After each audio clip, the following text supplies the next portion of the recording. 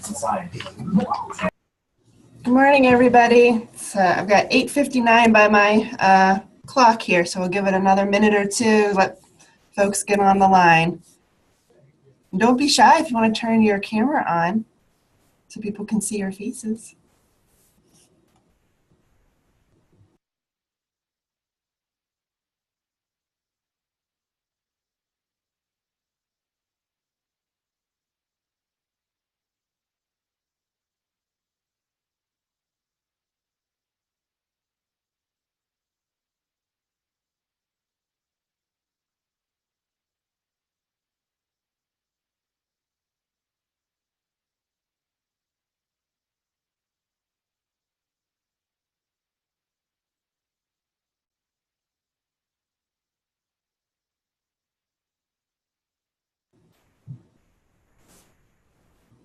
All right.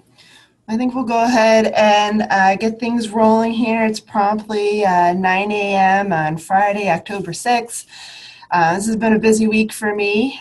So as everyone probably knows, if you've been keeping track of what has been happening with me taking on the role of Associate Director, First Fridays now fall into my lap. So thanks for showing up.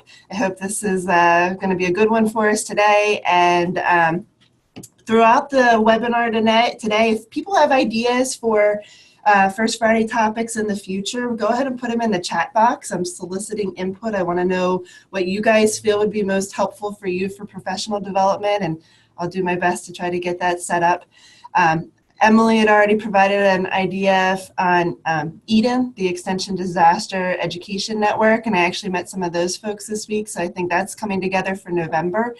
And I'd also heard some interest in having some sharing on some of the community health initiatives. So I'm hoping to talk to some folks about having that for December. But going into 2018, I'm going to need some more ideas. So please, if people have thoughts on that, put them in the chat box, call me, email me, let me know what you'd be interested in. For myself this week, I did get to go to Vermont with Dr. Rogers. It was the NEED, NEDA, and ECOP meetings. So NEED stands for Northeast Extension Directors Association. So it was the directors and associate directors from the Northeast region. We all met on Monday, so that was interesting to see and meet the people who are running the extension programs in our neighboring areas, but then all the way up through Vermont and New Hampshire. Tuesday started the NEDA meeting, which was the National Extension and Extension Directors and Administrators meeting. See, I can't even remember them, and I've been with them all week. That ran through Wednesday, and then after that was the ECOP meeting, which is the Extension Council on Organization and Policy. So got to meet everybody from across the entire country, and then those people who have been sort of elected and volunteered into the leadership positions on ECOP met, and I got to sit in the back of the room and watch them discuss and deliberate a lot of strategizing and planning, and I really had no level any of this type of work happened at a national level. So it was eye-opening, and I learned a lot, and everybody was very welcoming. I have a note in the Directors Weekly that's going out this week. The first night there was a new director's orientation, and we had to go around and introduce ourselves and say how long we had had that position, and I had been 1 month and 1 day at that point, so I thought for sure I'd win the award for the newest person, but somebody else had this exact same length of service, so we were tied. And I saw a lot of people are acting and interim, so I think there's a lot of change happening across the entire country. So overall, it was a really good meeting. I learned a lot about how similar we are with respect to some of our issues and the challenges we have, but how all of our institutions are very, very different. Vermont, for example, they have no counties. So they have no county offices. They get no county funding. It's just other places have had to go through major reorganizations and changes. So it was a lot for me to take in, but it was good. I wanted to also mention for an administrative update, Dr. Rogers, I think, shared this with the ag team earlier this week, that we have been given permission to fill Nathan's position. He's still here through most of this month. but come November, we'll be looking to start that process. The dean has really been in support of this, and we did get the permission to move forward. So Eric Irvin, who is going to be starting as the new chair of the Plant and Soil Sciences Department, is going to work on getting a search committee together. I know several of you guys have volunteered and said you'd be interested in serving on that committee, so thank you for that. I think Nancy and Corey were specifically the ones that I saw noted in Michelle's message. So she also, when we were meeting with the Northeast meeting, talked to the director from Maryland about maybe sharing or having some collaboration there, and he seemed interested in that. So that'll kind of involve some further discussions. But with that, I wanted to turn our attention to the two new staff that we have gotten on board. For those of you who were interested in meeting Gina Christ, she's our new community health specialist. Unfortunately, she tore her Achilles and had to have surgery on that yesterday, and she's home recovering today and through the weekend. She hopes to be back on Monday, so hopefully we'll get her on one of these in the future, but she wasn't going to be up for it to do her presentation today, so we apologize about that. But we are lucky to have Jared Miller. He's our new agronomist. He's replacing Richard Taylor's position. He's going to be housed down in Georgetown. And then we also have David Owens, who is our new entomologist. He has not even officially started yet, so we especially thank him for making time to join us today. He's going to be starting in November and also get housed in Georgetown. If you guys are like me, I got to watch a couple of the seminars that the candidates were doing over Zoom. I didn't get to go to any of them in person, so I saw Jared's, but I missed almost all of the entomology presentations, so I never got to see David. I didn't get to see Gina's either. I didn't see any of those, so I figured a lot of people were in a similar situation as me, where they maybe heard the names, but they didn't really get to meet these people yet. So this would be a good opportunity. Hopefully, Jared might be able to come to our conference and later in the month. I'm not sure if he's available or got to sign up for that, but if he's able to be there, that would be an opportunity to meet him in person, and then we'll have opportunities to meet David later in the year and into 2018. So with that, Jared, if you're ready, I figured I'd go ahead and mute myself and turn it over to you, and you can go ahead and tell everyone a little bit about yourself and what you're planning to work on. Okay, you want me to share my screen, do the presentation? Yes, please. I muted myself already. All right.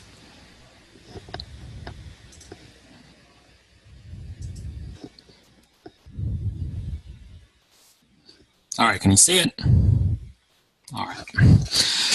Well, my name is Jared Miller, and I do know quite a few of you already because I worked in Maryland just south of here for the last couple of years. But I grew up in Harford County, right across the border.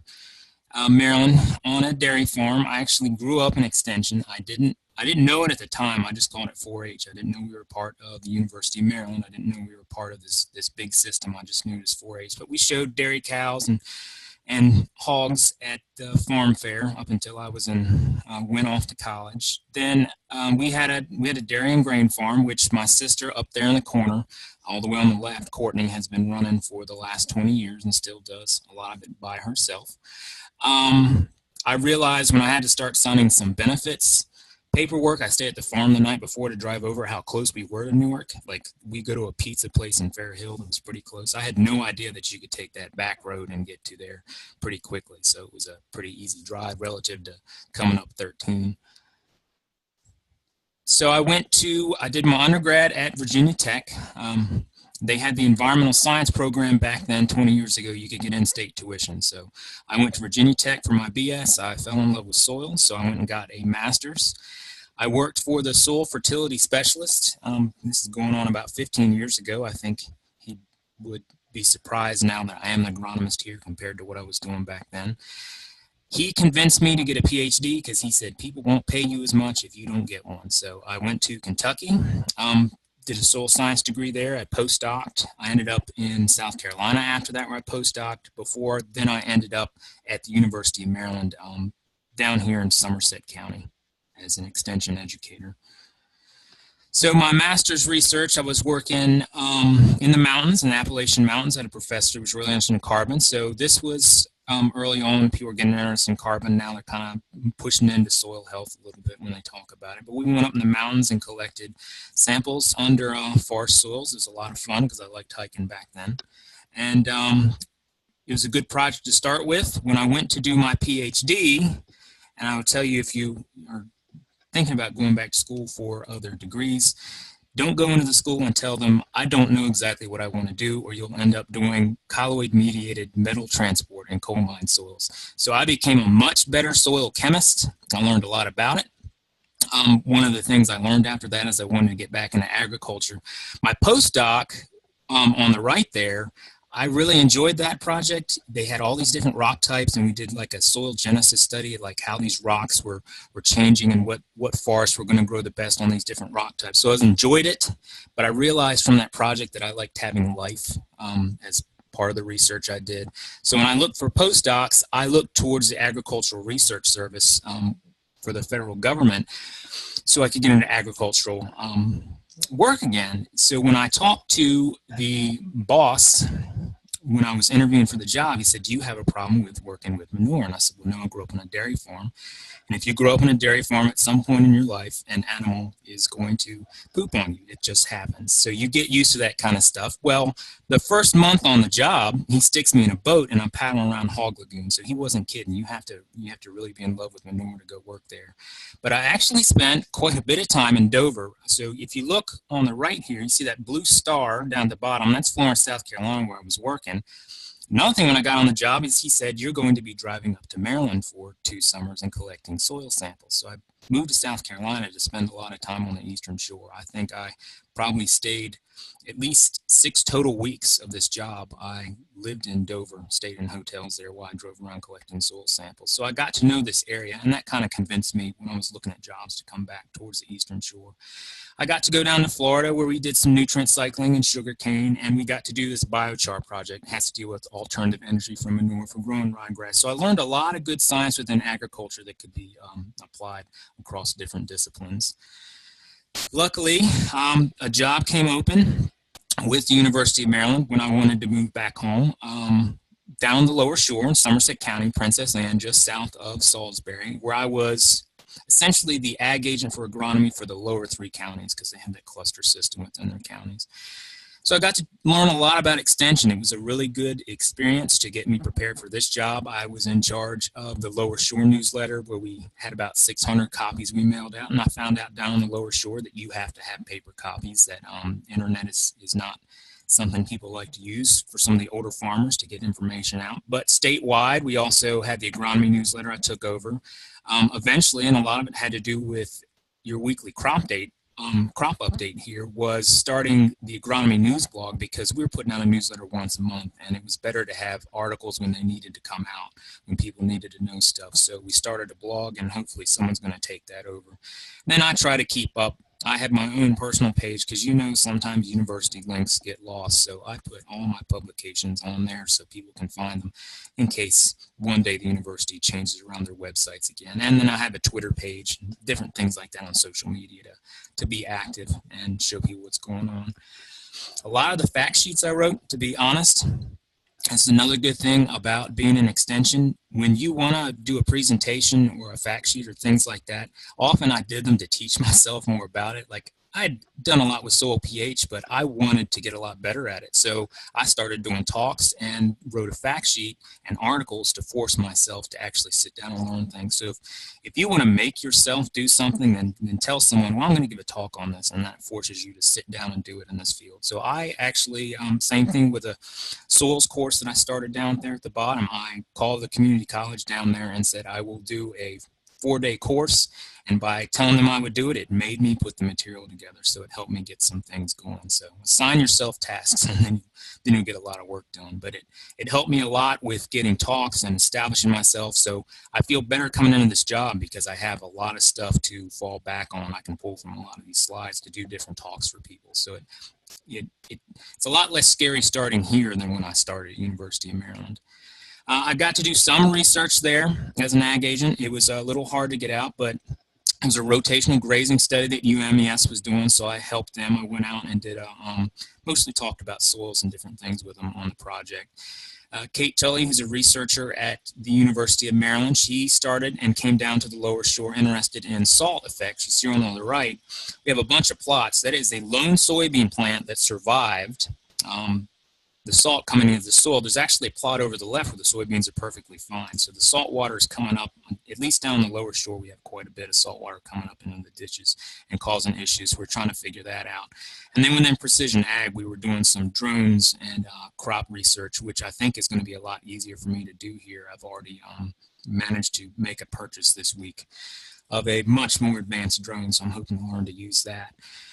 A lot of the stuff I'd like to do here at Delaware that'll cross over with research and programming and precision ag technology, the costs and benefits, keeping up with the technology. And there was always a lot of questions we had of what size farm does this different technology benefit? How can you get more people to adopt it? What are the costs of it and the benefits? Keeping up with the basic soils education, I found farmers were really appreciative of just a basic soils course because they're not like us every day dealing with this stuff and talking about it and having these experts on hand. So basic talks were very appreciated, and then doing anything with cover crops. I find cover crops really interesting. So if you want to talk about cover crops, we can. And any of the fundamentals of agronomy as an agronomist, I'm interested in all that stuff. And yields and economics for field crops and forages, evaluation of hybrids, fertility, disease and pests, and grain marketing, all that stuff is really interesting to me. So I'm hoping to take some of what I learned at Maryland and carry it here and move forward with what Delaware farmers need. So I had my number at the first slide and my email address. Let me go back up to that in case, because it wasn't available when I first started here. So if you need it, there it is, and that's how you can get a hold of me if you want to talk about anything or work on anything moving forward. Okay? Thank you. Great. Thank you, Jared. Are there any questions? Is anybody, you can unmute yourselves and ask a question out loud or type something into the chat box if it's something specific for Jared. Not seeing anything in there yet, but so Jared, I don't know if you know this question when you were talking about the salt water and the plants. So Sydney and I were just having a conversation about this the other day. Is the salt in the soil just preventing germination from occurring? Where when you had that one lone soybean plant that was there? I think so in that case of those soybeans, yeah. Yeah. Some of them germinated, but not all of them. So the study that Kate Tully's doing, she's working with people that are more on the biology end in ecology. So they're looking at what plants will survive here. So we're starting with the normal crops that people are using, knowing that most of them aren't going to survive, but what can we put in place? Is it going to be an alternative energy crop like switchgrass or bedding, or are we going to have to, think outside the box on that stuff? Gotcha. Thank you. Mm-hmm. Okay, so I'm seeing no questions pop up in the chat box, and I'm not seeing any microphones coming unmuted. Well, Amy, you don't look like you're muted. Did you have a question? Maybe you just don't. No, I'm muted on my phone. Okay. We're back with Jared all the time. I know. You can't escape Amy, probably. All right, so let's go ahead. Thank you very much, Jared. David, are you ready to go ahead and share with us? I see that you're muted and we don't have your camera at the moment. Yes. There we go. Great. There you go. Great. Morning. So, good morning. I don't know if you have slides to share or not, but if you do, you can just share your screen. It comes up at the bottom. All right. Let's see here.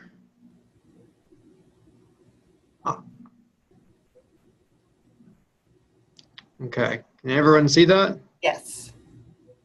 All right. Well, thank you. Thank you, Jen, for giving me this opportunity to share a few words about myself. I'm really excited to be starting as the Extension Specialist in Ag Entomology at the Carville Research and Education Center November 1st. So just wanted to give a little bit of background on myself and what I hope to be doing as I run around Delaware. So I completed my master's degree at Virginia Tech's Tidewater Agricultural Research and Extension Center in 2012, working with stink bug distribution inside of soybean canopies and specifically brown marmorated stink bug feeding injury to soybeans, comparing that with our native stink bug species. and they cause pretty similar levels of damage. Brown marmoraids have a really interesting behavior in that they tend to aggregate on field edges. This here is a picture of a soybean field in Maryland that's starting to senesce for the season, except for the plants right along the edge that are staying green. Those plants are heavily infested with stink bugs and probably are not worth harvesting. But the folks in the Mid-Atlantic have used that behavior to recommend just treating borders for the soybean fields. Don't need to treat the whole field because brown marmoraid just piles up on the edge and doesn't really go into the field interior. When I completed my master's degree, I moved down to University of Florida's Everglades Research and Education Center. I switched gears a little bit from field crops to vegetable crops. A huge advantage to vegetable crops is you can eat the control plots at the end of the season. And I love sweet corn. Sweet corn is a very important crop to Florida. They grow about 30,000 acres. And one of our important insect pests in Florida are these really small flies that we call silk flies. They've got striped wings. Those flies are always in motion. They do a lot of behavioral displays. So they're pretty dynamic things. What they do is they lay their eggs in the sweet corn silk as it's coming out to get pollinated. And those maggots turn an ear into unmarketable mush. So to prevent this from happening, growers routinely treat their fields with pyrethroids. And so there's a lot of concerns about resistance developing. So I studied their susceptibility as well as their behavior inside the canopy, and also looking at attractants for use in monitoring traps. Towards the end of my degree at UF, I joined the USDA ARS lab in Miami, working on another small insect on a smaller crop. It's a tea shot hole borer that is beginning to affect Florida's avocado industry. These little beetles are ambrosia beetles. They drill into tree branches and inoculate those branches with a fungus, and then the beetle feeds on that fungus. And with enough attacks, that will kill the branch. So our project involved evaluating commercial attractants for these beetles and examining other hosts that we could then use to collect volatiles and evaluate those as additional attractants. On the bottom right, I don't know if y'all can see that, there's a picture of a sticky trap that is just covered in little black ambrosia beetles after about a week in an avocado orchard. Now that was a 1-year postdoc, and towards the end of that, a position came open with NC State's Mountain Horticulture Crops Research Center in the mountains in Mills River on two-spotted spider mite biological control using a predatory mite, Phytocilus persimilis. This is a really cool mite. It's a flaming crimson red mite that is a specialist on spider mites. It is voracious. It consumes tons of spider mites in its very short lifetime. So our project is looking at introducing these predatory mites into tomato fields early in the season so that they can provide season-long control of spider mites. We have in North Carolina an overwintering population of this really Mediterranean climate-adapted mite. And I'm hoping that this can be applicable to Delaware. These mites overwinter in the Piedmont area of North Carolina. And on the left-hand side, I've got a temperature graph of the Piedmont in orange, the high temperature and low temperature in light blue, and compare that to Georgetown, Delaware. Georgetown gets a little bit cooler in the wintertime, but between May and December, our temperatures are pretty similar to Piedmont, North Carolina. So I'll be interested in evaluating biological control agents for spider mites in Delaware vegetable crops as well as field crops. So that brings me to my goal for entomology extension in Delaware. My goal is to assist growers with implementing an IPM approach to their pests. We're going to be stressing identification, scouting, and highlighting new research in Delaware and in the neighboring states that growers can use to improve their management. And so I've kind of broken this up into information delivery, collaboration, and applied research. So my first priority is to really pound the dirt, to meet as many growers as possible through farm visits and grower meetings, and start conducting next season pest management workshops, where I'll stress insect identification and management recommendations that other states have developed, as well as getting feedback with what growers are seeing in their fields. I'll also be developing and contributing towards online resources and online and print media. As Jared developed his own personal webpage, I'll be looking to do that for myself as a good spot for people to come and see information of what's going on, as well as post useful links.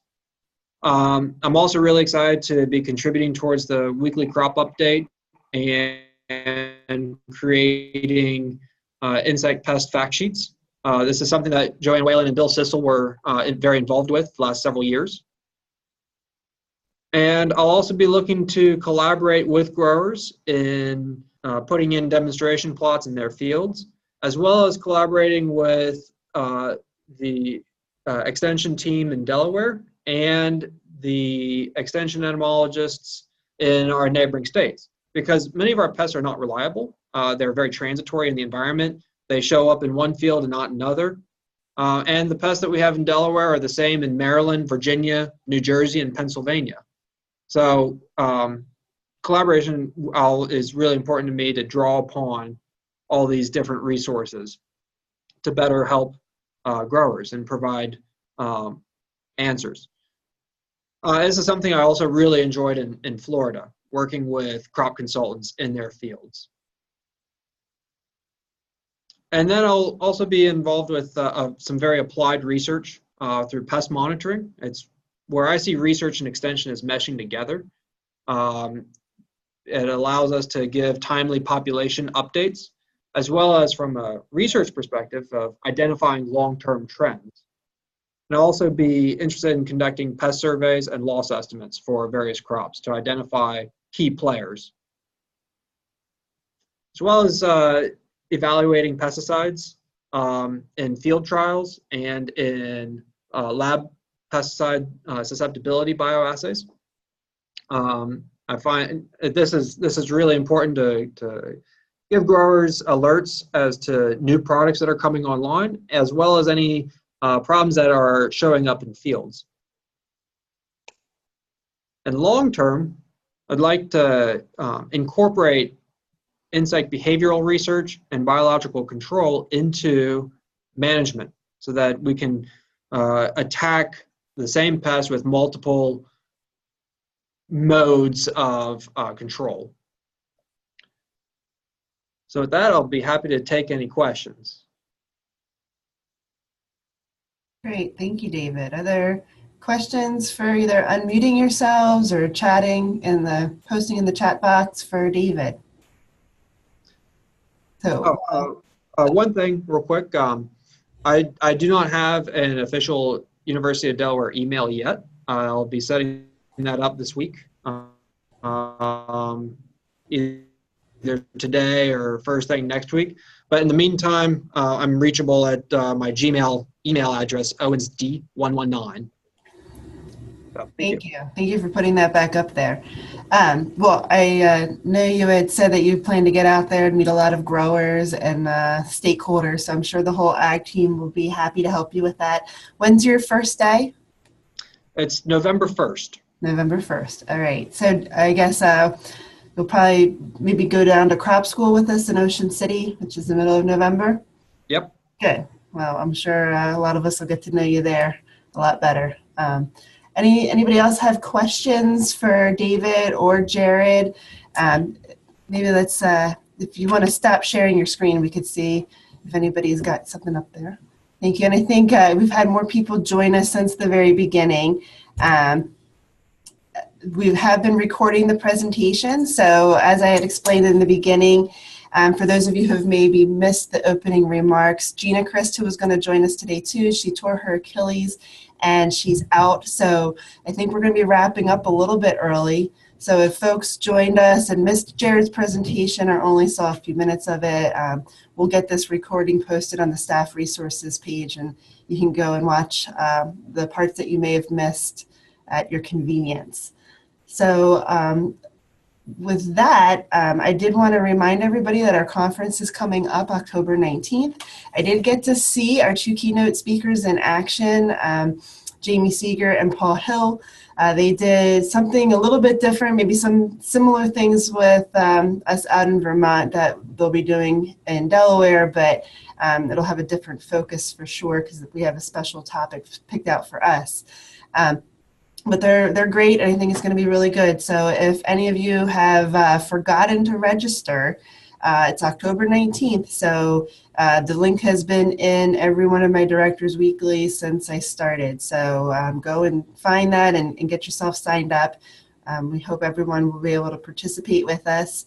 And if there are any other comments for the good of the group or questions that people want to go ahead, you can unmute yourself, use your mic or put it into the chat box. Give it a second and see if anybody's got anything to share. All right, not seeing anything. Like I said, if anybody has an idea for a future First Friday topic, please get in touch with me. I'm going to be working on the disaster outreach through Eden for November, and then health, the community health initiative, hopefully for December.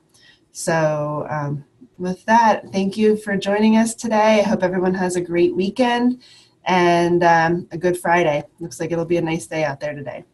We'll see you next time.